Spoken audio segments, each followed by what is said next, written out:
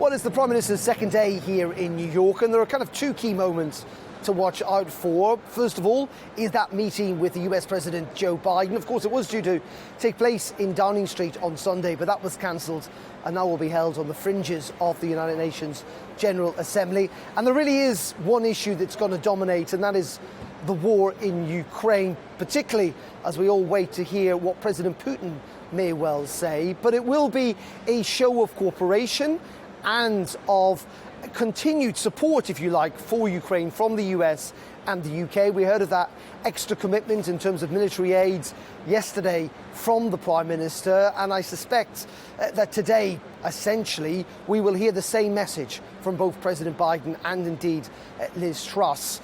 It is interesting, isn't it, that they are determined to present this united front, and it is the second occasion, the main occasion, if you like, for the Prime Minister when she addresses the UN General Assembly later on. All world leaders get a chance to do this once a year, that Ukraine will unsurprisingly dominate that speech as well. She's going to talk about how she says democracies need to harness the power of cooperation since the invasion in order to constrain authoritarianism.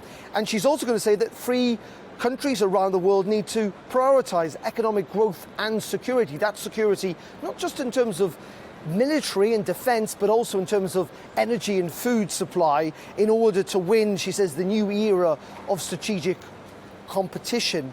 And she's also going to continue to commit the UK, and this was announced a little earlier on in the year by the former Prime Minister Boris Johnson, that there will be 3% of the UK's GDP spent on defence spending by the end of the decade. So Ukraine is the big issue here in town for the Prime Minister and indeed for the UN as it gathers this week.